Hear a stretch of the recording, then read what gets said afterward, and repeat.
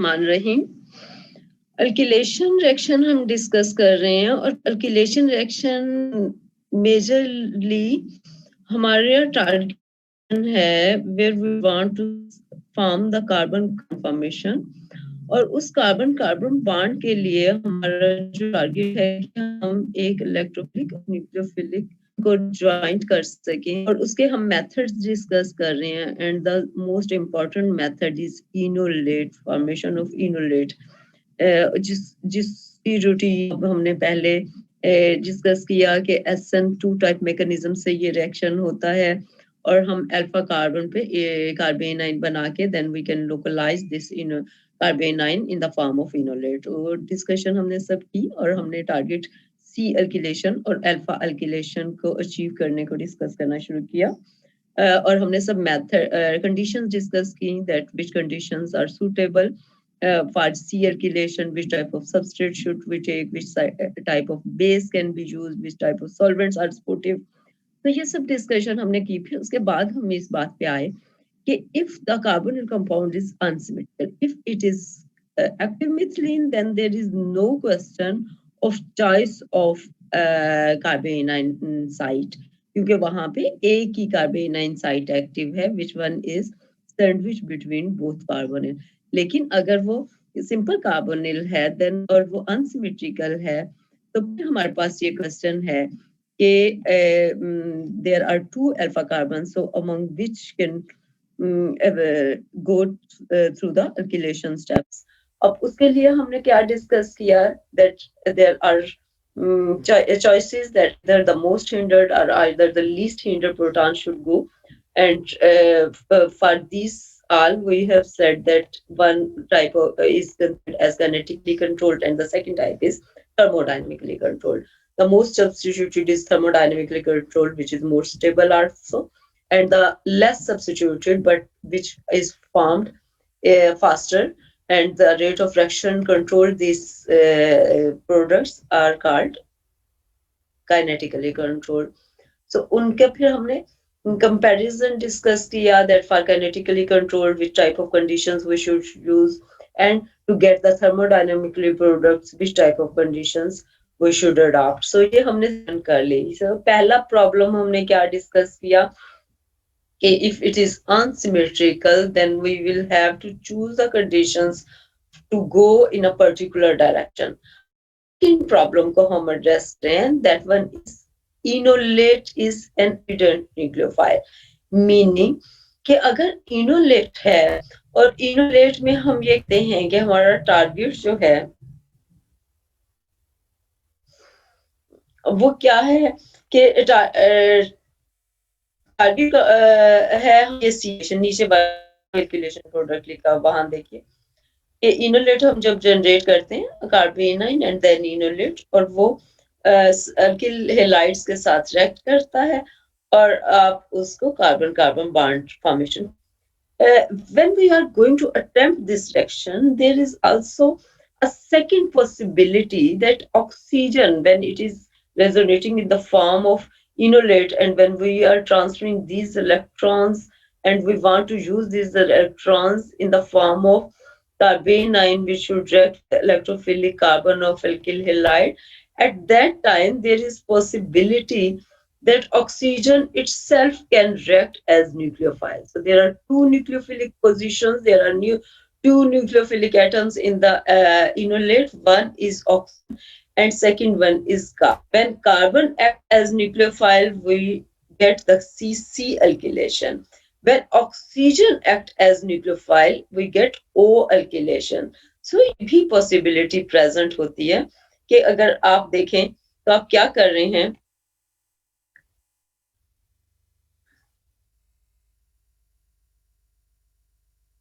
कि आपने इनोलेट और कार्बेनाइन, पहले आप कार्बेनाइन बनाते हैं देन ये दोनों आपस में रेजोनेटिंग स्ट्रक्चर्स हैं। जब हमारी रिक्वायरमेंट है किस डायरेक्शन में जाना, कार्बन पे अल्किलेशन करना, so I want to carbon and we want to attach both of these carbon in the form of C alkylated products. So हमारा टारगेट ये है। लेकिन अगर हम देखें कि when we stabilize these electrons in the form of inolate, oxygen itself can carry the negative charge which can react with the electrophilic carbon. So ये भी possible है, जिसे हम ये कहते हैं कि O alkylation भी possible होती है C alkylation के साथ साथ, और हमारा टारगेट लेना C alkylation था। ये सिंपल सी केमिस्ट्री है अल्किलेशन की, लेकिन इसमें हमें बहुत सारे सिंथेटिक प्रॉब्लम्स फेस करने पड़ते हैं, और हम जो समझ रहे हैं कि हम एक सिंपल प्रोडक्ट ले लेंगे अपना रिक्वायर्ड सी एल्किलेशन, ऐसा पॉसिबल नहीं होता, और हमें हर स्टेज पे साइड प्रोडक्ट एक्सपेक्ट करना पड़ता है। अब यहाँ पे पहले हमने प्रोडक्ट जो एक्सपेक्ट किया वो ये रेडियोसिलेक्टिविटी का इशू है। अब ये जो सेकंड इशू है एक्चुअली ये कीमोसिलेक्टिविटी का इशू है। ये बीच में से कौन सा एटम रिएक्ट हो रहा है, ऑक्सीजन रिएक्ट हो रही है या कार्बन हो रहा है, और अगर ऑक्सीजन रिएक्ट हो रही है then we will get O alkylation. आप देख रहे हैं कि ओ पे प्रोडक्ट जो है वो अटैच हो गया है। अगर हम सी एल्किलेशन जो हमारा एक्चुअल टारगेट को बोले तो फिर मैम कुछ बच्चे वेटिंग रूम में, उन्हें लॉक कर दें।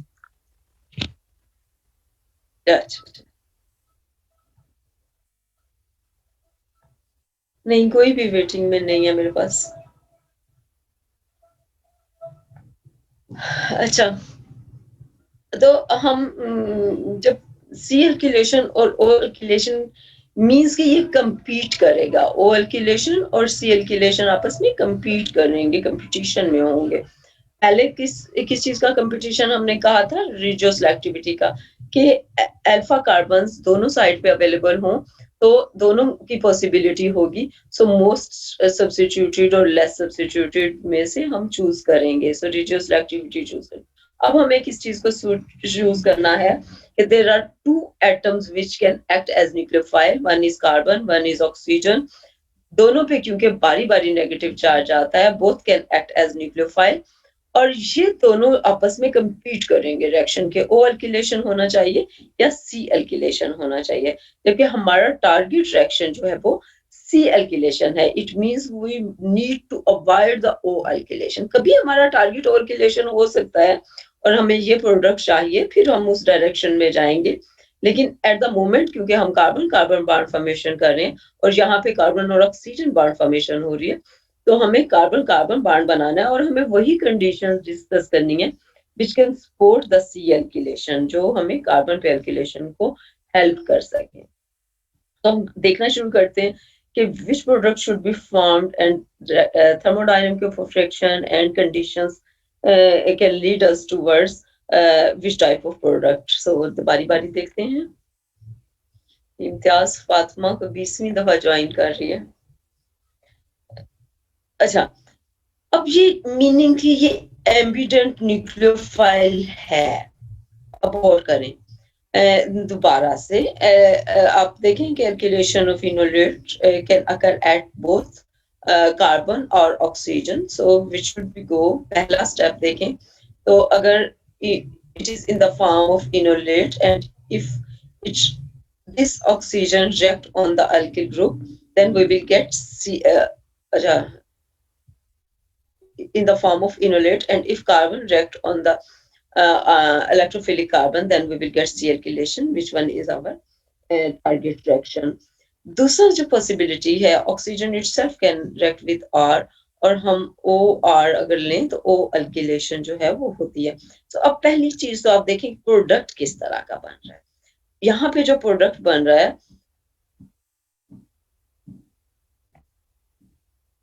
उसमें आपने अल्फा कार्बन पे एल्किलेशन की, नया जो बॉन्ड बनाया वो सी सी बॉन्ड बनाया, कार्बन और कार्बन का बॉन्ड नया बनाया, और जो एक बॉन्ड है वो सी ओ बॉन्ड है, सी डबल बॉन्ड ओ। तो पहली पॉसिबिलिटी तो हम यहाँ से देख रहे हैं कि सी सी बॉन्ड है और C double bond O bond है, जबकि जब ओ एल्किलेशन होती है तो वहां कौन से बॉन्ड बन रहे हैं, C single bond O and C double bond C. तो सी एल्किलेशन में क्या है, सी डबल बॉन्ड ओ, यहाँ पे सी डबल बॉन्ड सी। अच्छा, यहाँ पे सिंगल बॉन्ड कौन सा है, सी सिंगल बॉन्ड सी। यहाँ पे सिंगल बॉन्ड कौन सा है, सी सिंगल बॉन्ड ओ।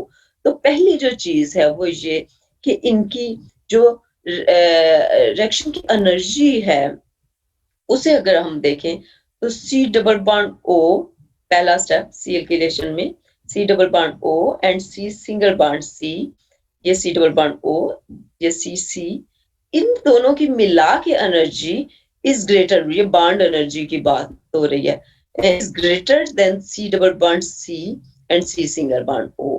तो ये एनर्जी बॉन्ड एनर्जी ज्यादा है, और बॉन्ड एनर्जी मेंशन्ड है कि टोटल कितनी है, प्लस दोनों करके 1097 जो है इसकी है और 972 इसकी है। तो पहला ये कि bond energy of C alkylated product is more than bond energies of O alkylated product. What it means, हम क्या डिस्कस करेंगे? जब बॉन्ड एनर्जी ज्यादा होती है तो इसका मतलब क्या होता है? इसका मतलब है बॉन्ड स्ट्रांग है। जी, बॉन्ड स्ट्रांग है और बॉन्ड स्टेबल है। जब वो स्ट्रांग है और स्टेबल है तो मींस के ज्यादा जो थर्मोडायनामिक रिएक्शन की किसको फेवर्ड कर रही है? सी एल्किलेटेड प्रोडक्ट को फेवर कर रही है। ओ एल्किलेटेड की बजाय एल्किलेटेड को प्रोडक्ट कर फेवर कर रही है, क्योंकि वो ज्यादा स्टेबल, ज्यादा स्ट्रॉन्ग बॉन्ड बनने जाते हैं। सो पहला स्टेप हमने एनर्जी के पॉइंट ऑफ व्यू से देखा कि सी एल्किलेटेड जो है वो फेवर्ड हैं, वो ज्यादा स्टेबल होंगे। तो फिर हम जब एनर्जी के पॉइंट ऑफ व्यू से इसे बोल देते हैं तो फिर हम इसे ये भी कह सकते हैं कि C alkylated products are actually thermodynamically favoured product, और ओ एल्किलेशन फिर उससे ऑपोजिट होंगे, that one are kinetically favoured product. अच्छा, दूसरी जो चीजें हैं वो हैं, एक और बहुत इंपॉर्टेंट सी बात ओ एल्किलेशन और सी एल्किलेशन के कंपैरिजन में, कि सी एल्किल है वो हम कब करेंगे कि जब इलेक्ट्रॉन ट्रांसफर हो, सी डबल बॉन्ड O बने और फिर आगे इलेक्ट्रॉन ट्रांसफर हो, जबकि ओ इलेक्ट्रॉन डायरेक्ट एल्किल ग्रुप साथ अटैच होता है। तो यूजुअली हमें ये चाहिए होता है कि अगर तो ये बिल्कुल हमें डिसोसिएटेड फॉर्म में इनोलेट मिल गया, इसका मेटल हट चुका है और ये इस तरह से पड़ा हुआ है, तो ये फौरन क्या करेगा कि ये आर के साथ अटैच हो जाएगा। लेकिन अगर ये बहुत सारे मॉलिक्यूल्स आपस में अटैच्ड हैं, इसको हम डिसोसिएटेड और एग्रीगेटेड फॉर्म्स बोलते हैं, डिसोसिएटेड और एग्रीगेटेड इनोलेट्स। डिसोसिएटेड मींस कि अकेला एक इनोलेट रखा हुआ है और हमने उसका मेटल काउंटर आयन रिमूव कर लिया हुआ है, तो तब तो वो ओ एल्किलेशन की तरफ जाएगा, क्योंकि उस ऑक्सीजन अकेली अवेलेबल है रिएक्शन करने। लेकिन जब वो एग्रीगेटेड फॉर्म में है तो फिर वो स्लो रिएक्शन की तरफ जाते हैं। यहाँ देखेंगे O alkylation is prevalent when the enolate is dissociated, अकेला इनोलेट है। C alkylation is prevalent when ion clustering occur, जब वो एग्रीगेट फॉर्म में बहुत सारे इकट्ठे रखे हुए हैं। तो ये बहुत इंपॉर्टेंट बात होती है। मींस कि अगर मैं एग्रीगेटेड फॉर्म मींस के रिएक्शन स्लो होगा, फिर के बहुत सारे मॉलिक्यूल्स आपस में जुड़ के रखे हुए हैं, इकट्ठे रखे हुए हैं, क्लस्टर फॉर्म में है, तो वहां पे रिएक्शन स्लो होगा। तो C alkylation usually slow reaction होता है, एल्किलेशन फास्टर रिएक्शन होता है। ओ एल्किलेशन में जो हमें क्योंकि चाहिए ये होता है कि ओ अकेली मिल जाए। ओ अकेली मिलने के लिए बहुत जरूरी है कि उसका जो मेटल है हम उसे किसी भी तरह से पक्का रिमूव कर दें, थोड़ा सा भी करीब भी ना हो वहां पे। तो आप यहाँ देखें तो ओ एल्किलेशन के लिए जो कंडीशंस हैं, वन इम्पॉर्टेंट इज कि पोलर एप्रोटिक सॉल्वेंट यूज करें, और सेकंड इम्पॉर्टेंट जो है वो ये कि आप मेटल चिलेटर्स यूज करें जो एज इफेक्टिव एडिटिव काम कर सकते हैं। सो आप मेटल चिलेटर्स यूज करें। मेटल चिलेटर का मतलब ये कि जो मेटल को उठा ले, क्विंच कर ले, मेटल को यूं पकड़ के अलग कर दे, मेटल के साथ अपनी कोऑर्डिनेशन डेवलप कर ले, तो उस तरह की चीजें हम यूज कर सकते हैं। और इम्पॉर्टेंट चीज ये कि हम कंप्लीटली एप्रोटिक कंडीशंस रखें।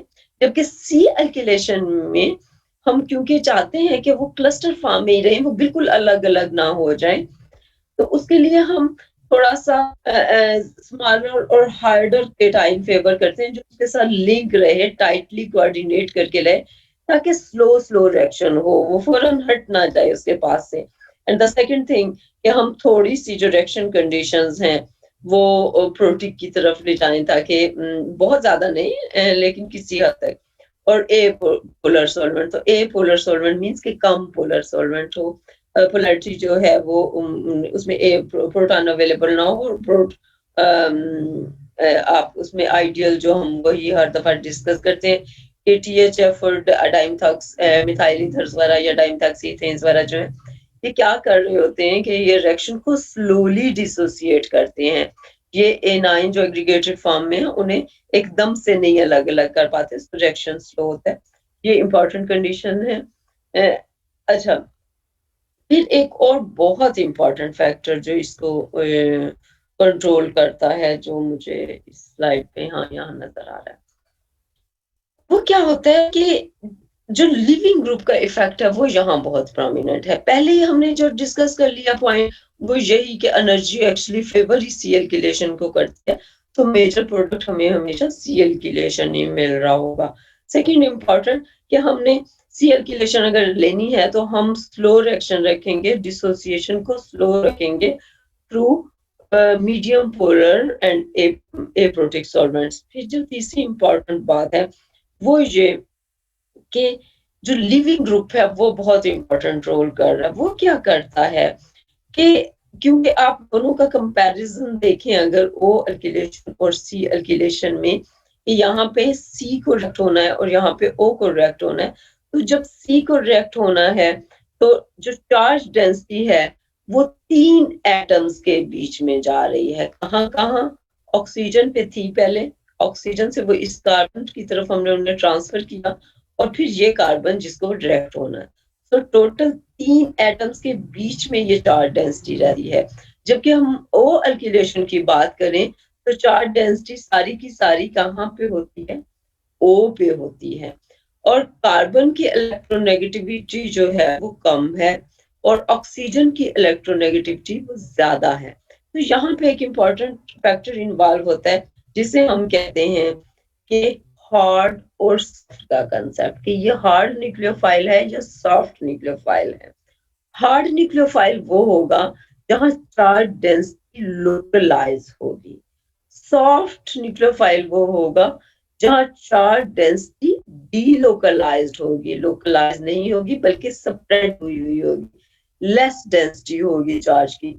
यहाँ पे ज्यादा डेंसिटी हुई और एक ही पॉइंट पे सारी इकट्ठी हुई लाइक फॉर O अल्किलेशन जैसे ऑक्सीजन के ऊपर होती है, तो ये हार्ड होता है। और एक बेसिक प्रिंसिपल है केमिस्ट्री का, वो ये है कि लाइक फेवर्स लाइक, एक जैसी रिक्वायरमेंट होती हैं। अगर हार्ड है न्यूक्लियोफाइल तो इसको हार्ड लिविंग ग्रुप चाहिए, अगर ये है न्यूक्लियोफाइल तो फिर इसको सॉफ्ट लिविंग ग्रुप चाहिए। तो अगर हार्ड लिविंग ग्रुप की बात करें और सॉफ्ट लिविंग ग्रुप की बात करें तो आप समझते हो कि X की हमने हार्डनेस और सॉफ्टनेस देखनी है। तो मेजरली अगर हम अल्किल हैलाइड्स की बात करें तो उनमें फ्लोरीन को तो आप एक्सक्लूड कर देते हैं, वो इस तरह से रिएक्ट नहीं करते, लेकिन क्लोराइड, ब्रोमाइड और आयोडाइड, तो उनमें से कौन जो है वो सबसे सॉफ्ट है? Iodine. Ma'am iodine. Iodide. Ma'am इसकी आयोडाइड सबसे सॉफ्ट है, इसलिए जब मुझे सॉफ्ट साइड को रिएक्ट करवाना है तो मैं आयोडाइड को फेवर करूंगी। और सॉफ्ट साइड कौन सी है? जब वो इनोलेट की फॉर्म में C अल्किलेशन कर रहा हो, तो फिर हम अल्किल हैलाइड में से अगर अल्किल एल आयोडाइड लेंगे तो दे आर बेस्ट। इसी तरह से अगर मुझे हार्ड साइड पे रिएक्ट करवाना है जो ऑक्सीजन है, तो फिर मैं लिविंग ग्रुप वो लूंगी जो कंपैरेटिवली हार्ड हो। सो हेलोजेंस में से सबसे हार्ड जो है वो क्लोराइड होगा। सो कंपैरेटिवली क्लोराइड जो है वो अल्किलेशन का चांस ज्यादा दे सकता होगा।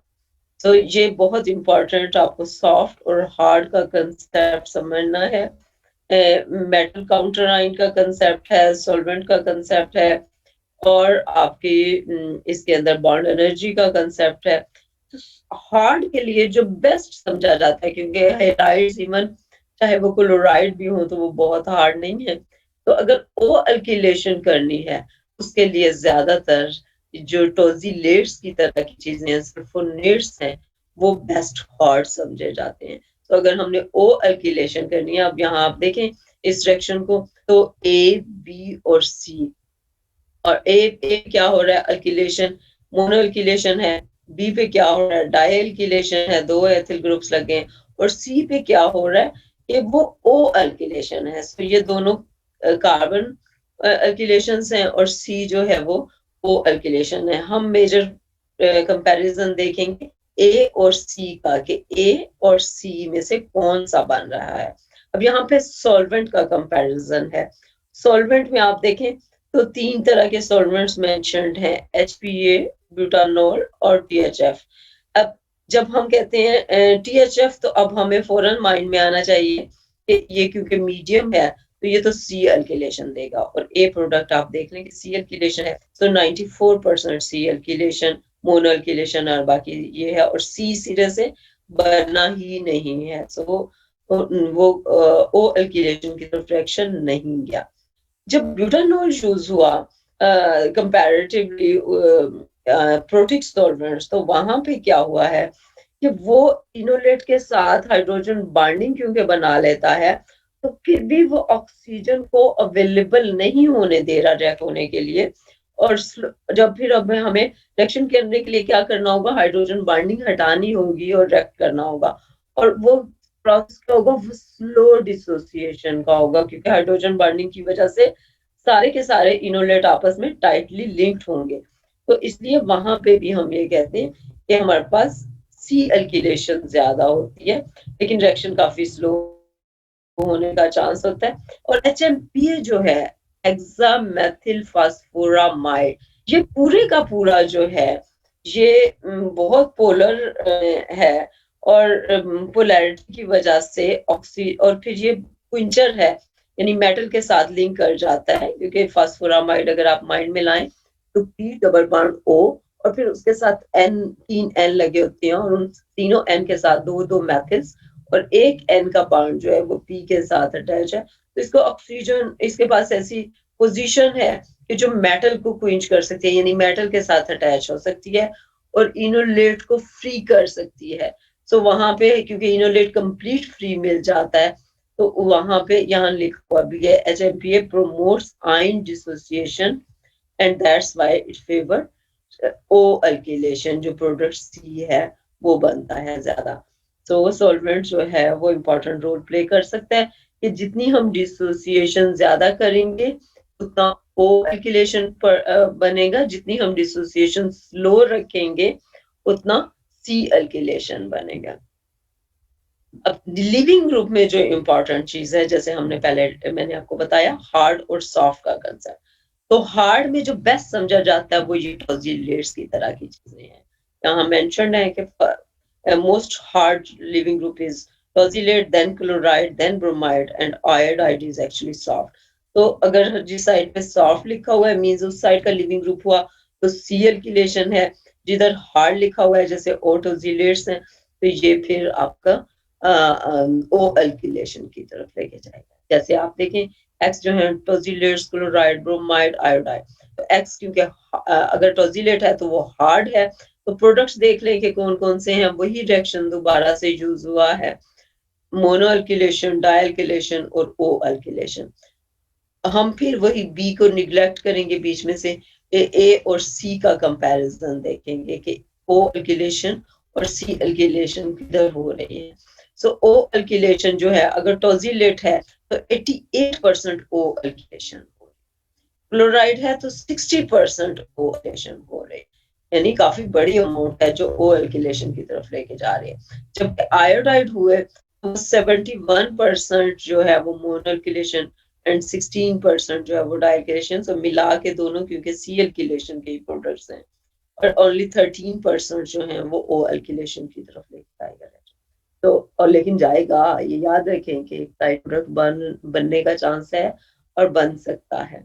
तो इस तरह से हम इसका कंपैरिजन करते हैं हार्ड और सॉफ्ट के कंसेप्ट से, किस तरह से हम ओ और सी अल्किलेशन जो है वो कर सकते हैं। तो मैं आपके सारे पॉइंट्स रिवाइज करवा रही हूँ आपको, ताकि आप और से दोबारा इन्हें समझने की कोशिश करें कि पहली इंपॉर्टेंट चीज कि क्योंकि हमारा जो न्यूक्लियोफाइल बनता है उसके इलेक्ट्रॉन्स कार्बन और ऑक्सीजन के दरमियान में होते हैं, तो वो O पे भी अवेलेबल होते हैं और C पे भी अवेलेबल होते हैं, so they can lead us towards C alkylation and O alkylation। और इस वजह से हम इन इनोलेट्स को एम्बिडेंट न्यूक्लियोफाइल कहते हैं, जहां पे एक से ज्यादा एटम एज न्यूक्लियोफाइल रिएक्ट कर सकते हैं। When we get C alkylation, it means कि वो C as न्यूक्लियोफाइल रिएक्ट कर रहा है। जब हम कहेंगे O alkylation, so means कि O atom as nucleophile react कर रहा है। जब हम कहते हैं कि C alkylation के चार्ज डेंसिटी जो है वो स्प्रेड हुई है और इसलिए इनोलेट इटसेल्फ जो है वो सॉफ्ट न्यूक्लियोफाइल है, लेकिन अगर हम O को डायरेक्ट रिएक्ट करवा दें और चार्ज को लोकलाइज ना करें, ट्रांसफर ना करें, तो मींस कि वो लोकलाइज चार्ज है और वो हार्ड न्यूक्लियोफाइल के तौर पे रिएक्ट करता है।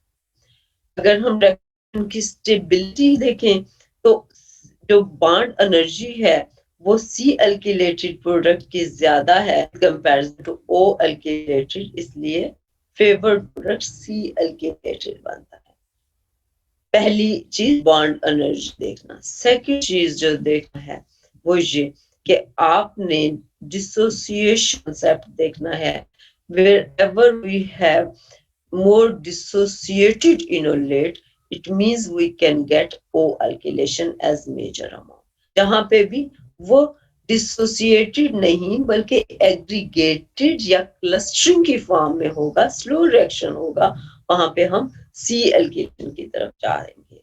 सो अगर मुझे डिसोसिएट करना है तो फिर मैं क्या करूंगी, बहुत पोलर सॉल्वेंट लेंगे जैसे HMPA और वो इसको O alkylation की तरफ जाएगा। जब हमें स्लो डिसोसिएशन रखनी है तो फिर हम THF और DME की तरफ जाएंगे ताकि स्लो डिसोसिएशन हो और C alkylation की तरफ हो।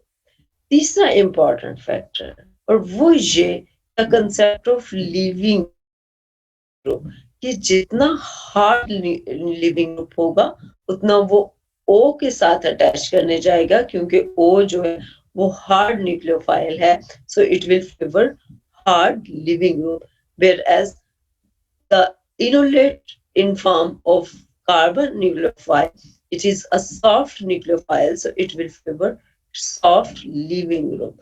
so ये जो तीन concepts हैं वो आपको आने चाहिए। कोई क्वेश्चन है?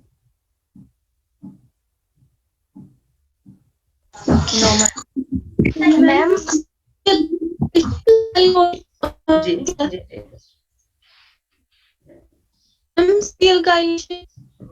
मैम हमारे पास न्यूक्लियर तो वो फेवर होती है। मुझे अब समझ नहीं आई, दोबारा से बोले, आवाज क्लियर नहीं आई। कनेक्शन कर रहे हैं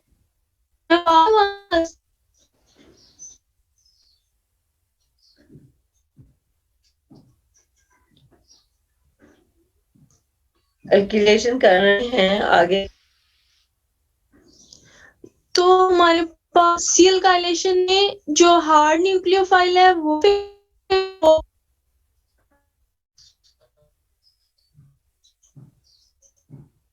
सी एल्कुलेशन में न्यूक्लियोफाइल बचे सॉफ्ट है, इसलिए इसको सॉफ्ट लिविंग जिसमें आयोडाइज्ड है। आपकी आवाज आधी आती है, पूरा क्वेश्चन मुझ तक नहीं आया। मेरी आवाज आप लोगों को ठीक आती है? Yes ma'am. Yes ma'am.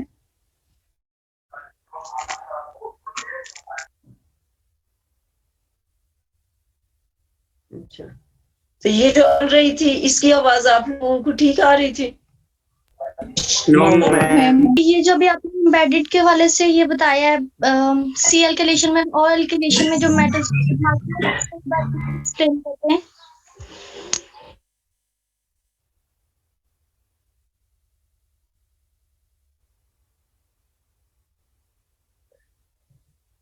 अच्छा, मेटल काउंटर आई, ठीक है।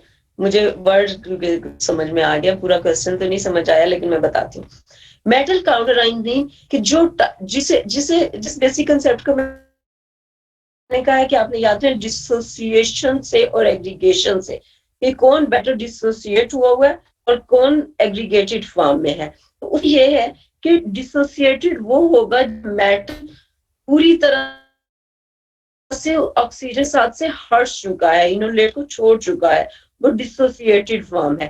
तो इट मीन मेटल को टाइटली नहीं होना उसके साथ, उसे हम किसी भी तरह से रिमूव कर चुके हैं। लेकिन जब हमें सी अल्किलेशन चाहिए तो तब हम चाहेंगे कि वो थोड़ी थोड़ी सी वहां कोई बॉन्डिंग रहे ताकि ऑक्सीजन फ्री अवेलेबल ना हो सके। इसलिए हमने कहा कि हम कोवल जैसे सॉल्वेंट को शुरू में मैंने आपको बाइंड को करने को कहा था, उस टाइप के आप चीजें भी यूज कर सकते हैं ताकि वो हाइड्रोजन बाइंडिंग रहे के कंपैरिजन में, क्योंकि वो बॉन्ड थोड़ा सा वीक होगा। इसी तरह से अगर आप मेटल लेते हैं तो आप ऐसा मेटल लें, उसे टाइटली लिंक करके रखें ताकि बहुत स्लो डिसोसिएशन हो सके। अगर faster at the end dissociate तो प्रोटेक्शन होना है, ऐसा नहीं कि डिसोसिएट नहीं होनी। डिसोसिएट होगा, ऑक्सीजन फ्री होगी, तभी वो इलेक्ट्रॉन आगे ट्रांसफर करके कार्बन को रिएक्ट होने लिए जाएगा। लेकिन डिसोसिएशन को स्लो रखना है, फास्टर नहीं होना। इसलिए जो चीज भी ऑक्सीजन के साथ टाइटली बॉन्ड होगी वो डिसोसिएशन को स्लो रखेगी और वो सी अल्किलेशन आएगी, चाहे वो मेटल है या कोई भी और चीज। और इसी तरह से जो भी वो मेथड जिससे कि हम डिसोसिएशन को फास्टर करके ऑक्सीजन को फ्री अवेलेबल कर देंगे, उतनी जल्दी वो ओ अल्किलेशन की तरफ चला जाएगा। मैम ये ऑर्बिटल कंट्रोल क्या है सी अल्काइलेशन में? ये किसने पढ़ा है ऑर्बिटल कंट्रोल? इसको छोड़ दें आप अभी। ऑर्बिटल्स का भी रोल होता है एक्चुअली, लेकिन वो एमएससी वाले बच्चों को करवाती नहीं हूँ। क्वेश्चन पूछने बता देती हूँ, मेरे ख्याल में स्लाइड ऐड नहीं मैंने आप लोगों के लिए की। तो ऑर्बिटल कंट्रोल्स जो हैं वो एमफिल वाले स्टूडेंट्स करवाती हूँ, ये बेसिक कि मैं उनको भी रेज करवाती हूँ और ये स्लाइड यूज करती हूँ, तो इसलिए आपको लिखा हुआ नजर आए। ऑर्बिटल्स का कंट्रोल एक्चुअली जब देखिए ऑर्बिटल्स जो है यहाँ देखिए ओ और सी पे जब रिएक्शन होना है तो है वो फ्री अवेलेबल है, वो बाहर रखी हुई है, उसमें हमें ऑर्बिटल्स की कोई रोटेशन नहीं चाहिए। जैसे एक्स ग्रुप होगा उसके साथ आके अटैच हो जाएगा। लेकिन जब हमें सी अल्किलेशन चाहिए होती है तो वो थोड़ा सा उसमें एक पर्टिकुलर पोजीशन चाहिए, क्योंकि पी और सी के अटैच हो रहे होते हैं। समटाइम मॉलिक्यूल की जो ज्योमेट्री होती है, ये तो फ्री लिखे हुए, लेकिन अगर वो ज्योमेट्री ऐसी है किसी मॉलिक्यूल की कि उसके लिए रोटेट होके एंटी पोजीशन पे लिविंग ग्रुप को लाना मुश्किल हो जाए, तो फिर भी सी अल्किलेशन की बजाय ओ अल्किलेशन की तरफ रिएक्शन चला जाता। तो ये वो चीज थी।